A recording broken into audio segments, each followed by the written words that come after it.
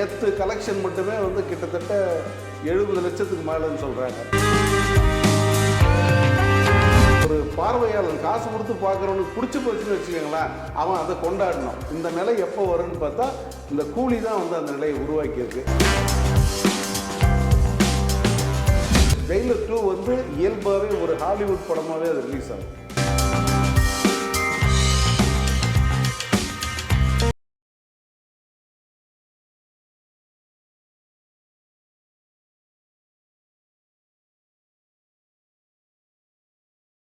வணக்கம். இன்றைய சந்திப்பில் நம்முடன் இணைந்திருப்பவர் பத்திரிகையாளர் எஸ் சங்கர் அவர்கள். வணக்கம். வணக்கம் புத்தன். கூலி தொடர்ந்து பேசிட்டு இருக்கோம். இன்று 25வது நாள். எப்படி இருக்கு அதோடைய கூலியோட வசூல்? 25வது நாள் வந்து நல்ல ஒரு பெரிய கோலாகலமாக இருந்தது. கிட்டத்தட்ட ஒரு 150 தியேட்டருக்கு மேலே வந்து அந்த படம் ஓடிக்கிட்டு இருக்கு. அதில் அந்த ஞாயிற்றுக்கிழமை 25th டேன்னு உடனே எல்லா தியேட்டருமே வந்து ஸ்பெஷலாக அந்த ஷோக்களுக்கு வந்து டிக்கெட் விற்பனை பண்ணாங்க. ஒரு நாள் முன்னாடி அறிவிச்சிட்டாங்க 25வது நாள் நம்ம செலிப்ரேட் பண்ண போகிறோம் அப்படின்ட்டு. அதனால் ரசிகர்கள் வந்து பெரிய உற்சாகத்தோட நிறைய டிக்கெட் வந்து சேல்ஸ் ஆச்சு. ஒரு ரிப்பீட் ஆடியன்ஸ் மேக்ஸிமம். ஒரு படம் வந்து 25வது நாளில் எல்லா தேட்டர்லேயும் ஹவுஸ்ஃபுல்லாக ஓடுறதெல்லாம் கற்பனை கூட பண்ண முடியாது. ஏன்னா இப்போ 10 நாள் ஓடினாவே அந்த படம் ஒரு நாள் சக்ஸஸ், ஒரு நாள் ஒரு ஷோ தாக்கு பிடிக்க முடியாதுல்ல இப்பெல்லாம். இல்லை 10 நாளுங்கிறதே இப்போ சக்ஸஸ் மீட் ஆகிட்டு. அதில் வந்து இந்த படம் அந்த மாதிரி ஒரு ரெக்கார்டு. இது நேற்று கலெக்ஷன் மட்டுமே வந்து கிட்டத்தட்ட 70 லட்சத்துக்கு மேலேன்னு சொல்கிறாங்க. இத்தனைக்கும் தியேட்டர்ஸ் எல்லாம் குறைச்சிட்டு ஷோஸ் வந்து ரொம்ப கம்மியாக தான் லிமிட்டடாக தான் இருந்தது. பட் அதுக்கே இந்த நிலமை. இப்போ என்ன ஆச்சுன்னா வார நாள் இது இன்னும் கூட வந்து அதே தியேட்டரில் வந்து கன்டினியூ பண்ணுது படம். இல்லை இப்போ இந்த 25 நாள் ஆகிருக்கு. இது வரைக்கும் மொத்த வசூல் பற்றிய சன் பிக்சர்ஸ் எதுவும் கொடுத்துருக்காங்களா? 600+ அப்படின்னு ஒரு போஸ்டர் ரிலீஸ் ஆயிருந்தது. அப்புறமா அது சன் பிக்சர்ஸ் ரிலீஸ் பண்ணலன்னாங்க. ஆனால் 617 கோடி அப்படிங்கிறது இன்சைடு சோர்ஸ் சொல்கிற தகவல். இந்த படத்தோடைய மொத்த கலெக்ஷன் வந்து 617 கோடின்றாங்க இது வரைக்கும்.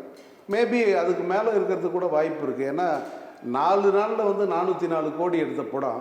அதுக்கப்புறம் வந்த நாட்கள் எல்லா நாள்லையுமே நல்லா ஹவுஸ்ஃபுல்லாக தான் போச்சு. அப்போது மீதி இருக்கிற 21 நாளில் வந்து 200 கோடி எடுத்திருக்காதா. அதனால் நிச்சயமாக பாக்ஸ் ஆஃபீஸ் லெவலில் வந்து மிகப்பெரிய பிளாக் பஸ்டர் இந்த படம். ரஜினி வந்து எப்படின்னா ஒவ்வொரு வருஷமும் ஒரு இண்டஸ்ட்ரீட்டு கொடுக்குற ஒரு மனிதர் ரஜினி. இண்டஸ்ட்ரீட்டுன்னா என்னென்னா ஒட்டுமொத்த அந்த இண்டஸ்ட்ரியே சந்தோஷப்படுற அளவுக்கான ஒரு வெற்றி. அந்த மாதிரி வந்து வரிசையாக வந்து 3 இண்டஸ்ட்ரி படங்களை கொடுத்துக்கிட்டு இருக்காரு. அது வந்து பெரிய சாதனை. இதெல்லாம் இந்த கூலியோட வெற்றிக்கு வந்து அந்த பாடல்கள், ரஜினிகாந்துங்கிற ஒரு நடிகர் அப்படி அதை தவிர்த்து சொல்கிறேன், அந்த இசை பாடல்கள், லோகேஷ் கனகராஜோடைய அந்த இயக்கம், திரைக்கதை எல்லாமே ஒரு காரணமாக இருக்குல்ல அது. ஆமாம் ஆமாம். அதில் முக்கியமாக என்னென்னா ரஜினியோட பாத்திரம், அந்த ஃப்ளாஷ்பேக்கு, அதுதான் பலருக்கு வந்து ரொம்ப பிடிச்ச ஒரு விஷயமா இருக்குது. அதை திரும்ப திரும்ப பார்க்கணும் அப்படின்னு சொல்லிட்டு போகிறாங்க. அதே போல் மியூசிக் வந்து ரொம்ப பெரிய ஒரு ப்ளஸ் இந்த படத்துக்கு. அப்புறம் நாகார்ஜுனாவும் உபேந்திராவும் இந்த 2 பேரோட ப்ரெசன்ஸ் இருக்குது, ஸ்க்ரீன் ப்ரெசன்ஸு அட்டகாசம். ஜெயிலர் 1ல் வந்து சிவராஜ்குமாரையும் மோகன்லாலையும் நம்ம பார்த்தோம்ல, அந்த மாதிரி தான் ஸ்டன்னிங்க ஜாக்கி ஷெராஃப். ஆமாம், அவங்க ஒரு சும்மா ஒரு ஃப்ராக்ஷன் ஆஃப் செகண்ட் தான் வருவாங்க. ஆமாம், ஆனால் அது வேற மாதிரி இருக்கும், அந்த விஷுவலை மாற்றிட முடியும். இதில் வந்து உபேந்திரா கேரக்டர் தான் ரொம்ப எல்லாருக்கும் ரொம்ப பிடிச்ச கேரக்டர். ஜஸ்ட்டு வந்து நிற்பார், ரஜினி பின்னாடி நிற்பார், ஒரு தோளில் இப்படி கை வைப்பார், அந்த கையை தொட்டு சல்யூட் அடிப்பார்ல, அது வந்து எல்லாருக்குமே அப்படியே ஒரு கூஸ் பம்ப் பண்ணுவாங்க, புல்லரிச்சு போயிட்டாங்க அந்த காட்சியை. அதே போல் கடைசி சீனில் வர்ற ஆமீர் கான், அப்புறம் ஆமீர் கான் வந்து அதுக்கு ஒரு விளக்கம் கொடுத்துருந்தார் பாருங்க. அதுக்கப்புறம் அந்த கேரக்டர் எல்லாருக்கும் ரொம்ப பிடிச்சிருச்சு. ஆமாம், இந்த படத்தில் என்னோட ரோல்ன்றது அண்ணனுக்கு பீடி பற்ற வைக்கிறது தான் என் ரோல். நான் தெரிஞ்சு தான் அதை செஞ்சேன். ஏன்னா அவர் வந்து என்னோட குரு, நான் அவரோட சிஷ்யன். நான் வந்து இதை அவருக்காக நான் எவ்வளோ வேணால் இறங்கி போய் செய்வேன் அப்படின்னு ஓப்பனாக பேட்டி கொடுத்துட்டார். படம் ரிலீஸ் ஆன அடுத்த நாள். அது வந்து இந்த படத்துக்கு பெரிய ப்ளஸ் ஆகிடுச்சு. நார்த்தில் எல்லாம் பார்த்தவங்களும் என்னென்னா, நாங்கள் எதுக்காக வந்தோம்னா ரஜினி சார், ஆமீர் கான் 2 பேரும் ஒரே ஃப்ரேமில் பார்த்தா கூட போதும், அதுக்கு தான் வந்தேன் அப்படின்ட்டு. பொதுவாக நம்ம கூட அதை விமர்சித்தோம். ஆமீர் கான் வந்து இப்படி இன்னும் நல்லா பயன்படுத்திருக்கலாமே நம்ம நினைச்சோம். ஆனால் பர்பஸ் இவ்வளோ தான், நான் அதுக்கு தான் பயன்படுத்துறேன்னு லோகேஷ் கனகராஜ் சொல்லிட்டாரு. ஆமீர் கான் வந்து அதான் ரொம்ப மனமுவந்து செஞ்சுருக்காரு. பொதுவா என்னன்னா ஒரு வெற்றிகரமான படங்கள், பொதுவா நல்ல படங்களுக்கு விமர்சனம் ஒரு வகையா இருக்கு, ஆமா. மக்களோட ரெஸ்பான்ஸ் வேற வகையா இருக்கு. ஆமா, அது அதுதான் அந்த நான் ஒரு difference நல்ல விமர்சகனுக்கு அழகு என்னன்னா, உங்க விமர்சனத்தை தயங்காம சொல்லலாம், ஒரு தப்பும் கிடையாது. ஆனா அதை பிரச்சாரமா பண்ணக்கூடாது. இன்னொரு பக்கம் இந்த விமர்சனத்தை தாண்டி ஜனங்க அதை ஏத்துக்கிட்டு கொண்டாடினாங்கன்னா ஜனங்களை கொண்டாடுங்க, ஜனங்களை பாராட்டுங்க. இல்லைன்னா அவங்கள வந்து அவமானப்படுத்துற மாதிரி ஆயிடும், அவங்களுடைய ரசனையை வந்து கேலி பண்ற மாதிரி ஆயிடும். அதே மாதிரி விமர்சகனோட ரசனைங்கிறது மக்கள் ரசனையோட ஒத்து இல்லை சில நேரங்கள்ல. இருக்கணும்னு அவசியம் இல்லை, ஒரு ஒருத்தருக்கு ஒரு ஒரு கருத்து. ஆனா பெருவாரியான மக்கள் இப்போ எலெக்ஷன் வருது, ஓட்டு போடுறாங்க, எல்லாரும் ஒரே கட்சியாக ஓட்டு போடுறாங்க, மாத்தியும் போடுறாங்கல்ல. ஆனா பெரும்பான்மை பெற்று ஒருத்தர் வந்து சிஎம்மா வந்துட்டு அத்தனை பேர் ஏத்துக்கிறாங்களா இல்லையா? அப்படித்தான் இருக்கணும் சினிமாவை பொறுத்த வரைக்கும். பெரும்பான்மை மக்களுக்கு பிடிச்சு அவங்க கொண்டாடுறாங்கன்னா எல்லாத்தையும் மூடிக்கிட்டு அமைதியா வந்து அவங்கள விட்டுருணும். ஆனா இன்னொரு விஷயத்துல ஒண்ணு நடக்குது என்னன்னா, பத்திரிகையாளர்களுக்கு ஒரு படம் பிடிச்சிருக்குன்னு வச்சுங்க, பெரும்பாலான படங்கள் அது ஹிட் ஆகிறதுக்கு வாய்ப்பு இருக்கு, ஹிட் ஆகுது இல்ல, அது வந்து ஆர்கானிக்கா தெரியும்.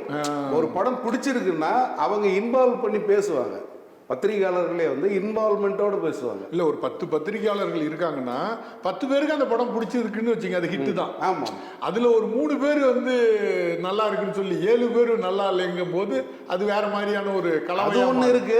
பல படங்களை வந்து அவங்க ஜட்ஜ் பண்ண முடியாத அளவுக்கு சில படங்கள்லாம் இருக்கும். இந்த படங்களை பார்த்துட்டு இது நல்லா இருக்கா நல்லா இல்லையான்னு கூட அவங்க சொல்ல மாட்டாங்க பத்திரிகைக்காரங்க, அதுவும் நடக்கிறது உண்டு. இப்போ கூலியில வந்து அது எல்லாத்தையும் வின் பண்ணிட்டு அந்த படம் எல்லாவற்றையும். கூலி வந்து இந்த விமர்சனங்களே அது ஒரு பொருட்டா இல்லாமல் போயிடுச்சு. எனக்கு அதுதான், நான் உண்மையிலே இந்த காலம் வராதா அப்படின்னு தான் நான் ரொம்ப காத்துக்கிட்டு இருந்தேன். ஏன்னா நீ என்ன விமர்சனம் வேணா பண்ணு, ஒரு பார்வையாளன் காசு கொடுத்து பார்க்குறவனுக்கு பிடிச்சி போச்சுன்னு வச்சுக்கோங்களேன், அவன் அதை கொண்டாடணும். இந்த நிலை எப்போ வரும்னு பார்த்தா இந்த கூலி தான் வந்து அந்த நிலையை உருவாக்கியிருக்கு. இனி இந்த பெரிய படம் வரும்போதெல்லாம் விமர்சனத்தை பார்த்து பயப்பட மாட்டாங்க. இப்போ கூலியோட அந்த வசூல் இருக்குல்ல, எந்த எல்லை வரைக்கும் அது போறதுக்கு வாய்ப்பு இருக்கு? அது அவ்வளவுதான், இனி அதுக்கு மேல போகாது. 618 19 இன்னொரு 25 நாள் ஓடுது. இல்ல 25 நாள் முடிஞ்சு போச்சு, இன்னொரு 10 நாள் ஓடுறதுக்கு வாய்ப்பு இருக்கு. 10-15 நாள் ஓடலாம். ஏன்னா 11ஆம் தேதி ஓடிடியில் ரிலீஸ் பண்ணிடுறாங்க. இப்போ ஓடிடியில் ரிலீஸ் ஆன பிறகு வந்து ஓரிரு தியேட்டர்களில் மட்டும் ஒரு பேருக்கு ஓட்டுவாங்க. இல்லை காட்சிகள் அது மக்கள் வந்து தொடர்ந்து வராங்க அப்படின்னும் போது சரி அவங்க எவ்வளோ காலம் வந்து பார்க்குறாங்களா பார்க்கட்டுன்னு சொல்லிட்டு சில காட்சிகள் வந்து விடுவாங்க. இந்த போன ஜெயிலர் வந்து அப்படிதான், இதே மாதிரி நம்ம பேசியிருக்கோம். ஜெயிலருக்கும் இதே 25ஆவது நாள் இதில் பார்க்கும்போது பார்த்தா அந்த படம் ஒரு 180 தியேட்டரில் ஓடிட்டு இருந்தது. அதுக்கப்புறமாவும் ஓடிடி ரிலீஸ் ஆன பிறகு கூட அந்த படம் ஓடிட்டு இருந்தது. நம்ம எதிர்பார்க்குற இன்னொரு விஷயம் என்னன்னா, கலாநிதிமாறன் நடந்து வந்து ஒரு காரை காட்டுவார்ல, அந்த விஷுவல் மட்டும் இன்னும் வரல. இல்லை, அது எல்லா படத்துக்கும் அது வரணும்னு அவசியம் இல்லை. இல்ல ஏதோ ஒரு பாராட்டு. ஆமா, இது செலிப்ரேஷன், பரிசு கொடுக்கறதுன்னு சொல்லல, ஒரு செலிப்ரேஷன். அதுக்காக வெயிட்டிங். ஆமா, அது கண்டிப்பா செய்வாங்க. சன் வந்து செய்யாம விட மாட்டாங்க. இன்னொன்று எல்லாத்தையுமே வெளிப்படையா பண்ணக்கூடிய ஒரு நிறுவனம் அது. அதனால இந்த படத்தோட வசூல் சொல்லலையேன்ற குறை எல்லாருக்கும் இருக்கு. அது இந்த வாரம் தெரிஞ்சிடும்னு நினைக்கிறேன். இப்போ கூலி வந்து 25 நாள் நிறைவடைஞ்சிட்டு நீங்க சொன்னது மாதிரி இன்னொரு 10-15 நாள் அது கொஞ்சம் விறுவிறுப்பா ஓடும். ஜெயிலர் 2 ஷூட் போயிட்டு இருக்கு. அது தொடர்பான அப்டேட்லாம் வரத்துக்கு தொடங்குமா? ஒரு அப்டேட் வந்திருக்கு. இப்போ வந்து படத்துல சிவராஜ்குமார் நடிக்கிறார். ஜெயிலர் 1ல் இருந்த அதே சிவராஜ்குமார் வந்து இந்த படத்தில் இருக்கார். அது 100% கன்ஃபார்ம் ஆயிடுச்சு. ஷூட்டிங் 2 பேரும் நடிக்கிற அந்த காட்சிகள் வந்து படமாகிட்டு இருக்காங்க. அதே போல மோகன்லால் இந்த படத்தில் இருக்காரு, அதையும் வந்து கன்ஃபார்ம், அவரே கன்ஃபார்ம் பண்ணி. ஜாக்கி ஷெராஃப் இருப்பாரு போல இருக்கு நீங்க சொல்றது. ஜாக்கி ஷெராஃப் தெரியல, இவர் பாலகிருஷ்ணா நடிக்கிறாரு. 2 பேருமே செட்டில் வந்து மீட் பண்ண படங்கள்லாம் வந்துருச்சு.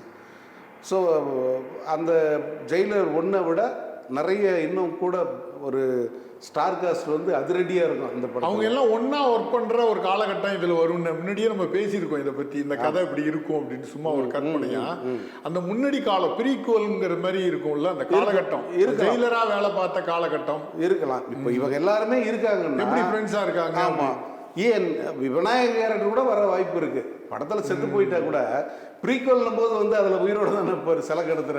இன்னொன்று ஒரு படத்தில் வந்து ஒரு வில்லனை நம்ம ரொம்ப ரசிச்சது காமெடியாக பார்த்தது வந்து ஜெயிலர்ல தான். ஆமாம், இதில் பாட்டை போடுறாங்கிறது அதில் ஒன்றுமே இல்லை அந்த வாசகத்தில். அது அவ்வளோ ஒரு இன்ட்ரெஸ்டிங்கான ஒரு இடம். இத்தனைக்கும் நீங்கள் சைமனை பார்த்தீங்க, மகா ஸ்டைலிஷான வில்லன். அவரை நம்ம ரொம்ப ரசித்து பார்த்தோம் கூலியில். ஜெயிலரை பார்த்தீங்கன்னா அப்படியே நேர் ஆப்போசிட்டு, ட்ரெஸ்ஸு இல்லை அந்த ஸ்டைலு எதுவும் கிடையாது, ராவான ஒரு காட்டுத்தனமான ஒரு மனுஷன். அவரே ரசித்து பார்த்தோம். அதுதான் டைரக்டரோட திறமைங்கிறது. ஆமாம், அந்த டைரக்ட் ஸ்டைலில் தான் இருக்குது அவங்கள ப்ரெசென்ட் பண்ணுற விதம். அவங்க 2 பேரும் 2 விதமா இருந்தா கூட அந்த வில்லத்தனம் ஒண்ணுதான். ஆமா. ஆனா அவங்களுடைய அந்த நடை உடை பாவனைகள்லாம் வேறு வேறா இருக்கு. இப்ப ஜெயிலர் 2 வந்து இந்த இந்த இப்ப கூலிக்கு நடத்துற அந்த வரவேற்பு இருக்குல்ல, மக்கள் கொடுத்த ஆதரவு, வசூலி எல்லாம் ஜெயிலர் 2க்கு இன்னும் பல மடங்கு பெருசா இருக்கும். கண்டிப்பாங்க. இந்த கூலியை விட 1 மடங்கு அதிகமாக தான் இருக்கும் அந்த ஜெயிலருக்கான எக்ஸ்பெக்டேஷனாக இருக்கட்டும். இப்போது நம்ம இந்த கூலி படத்தை பேசும்போது வந்து ஹாலிவுட்டே திரும்பி பார்த்துச்சு, என்னடா இந்த படத்தை பற்றி இவ்வளோ ஹைப் இருக்கேன்னு கேட்டாங்கன்னு நான் சொன்னேன் இல்லையா. நீங்கள் வந்து ஜெயிலர் 2 வந்து இயல்பாகவே ஒரு ஹாலிவுட் படமாகவே அது ரிலீஸ் ஆகும். அதாவது அந்த ரேஞ்சுக்கு ரிலீஸ் ஆகும்ன்ற ஒரு ஹாலிவுட் படம்ன்றது எப்படி உலகம் பூரா ரிலீஸ் ஆகும், அதிக ஸ்க்ரீனில் ரிலீஸ் ஆகும். அதுக்கு நிகராக வந்து இந்த ஜெயிலர் 2 கண்டிப்பாக. இப்போ தமிழ் சினிமாவில் ஒரு ட்ரெண்டு மாதிரி இல்லை, அது முந்தைய காலத்தில் இருந்துதா என்னன்னு தெரியல. ஒரு படத்தை முடித்த பிறகு தான் அவங்க எல்லாத்த பற்றி வெளியிலேயே தகவலே கொடுக்குறாங்க. இப்போ அது இப்போதான்.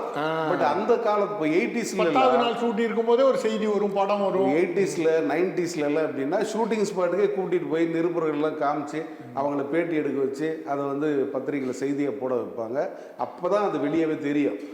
அதுக்கப்புறம் 90s இல்லை இந்த டிஜிட்டல் யுகத்துலலாம் வந்து எப்படின்னா பெரிய நடிகர்கள் படம்னா அந்த படம் குறித்த எந்த தகவலும் வெளியே கசியாமல் பார்த்துக்கணும். குறிப்பாக சங்கரோட அந்த அந்நியன் அந்த படத்துலேருந்து தான் வந்து அந்த இது ஆரம்பிச்சது. ஏன்னா அவர் செல்போன் எடுத்துன்னு போகக்கூடாது, பேச எதுவுமே வெளியில் வரக்கூடாது. ஆமாம், அது உள்ளே நுழைஞ்சிட்டா திருப்பி வெளியே வரக்கூடாது, அந்த மாதிரி ஒரு கட்டுப்பாடெல்லாம் விதிச்சாங்க.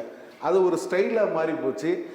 ஏன்னா எனக்கு நல்ல ஞாபகம் இருக்குது, நான் வந்து அருணாச்சலம் படப்பிடிப்பில் சூப்பர் ஸ்டார் அவருடைய அனுமதி கேட்டு நாங்கள் போயிருந்தோம்.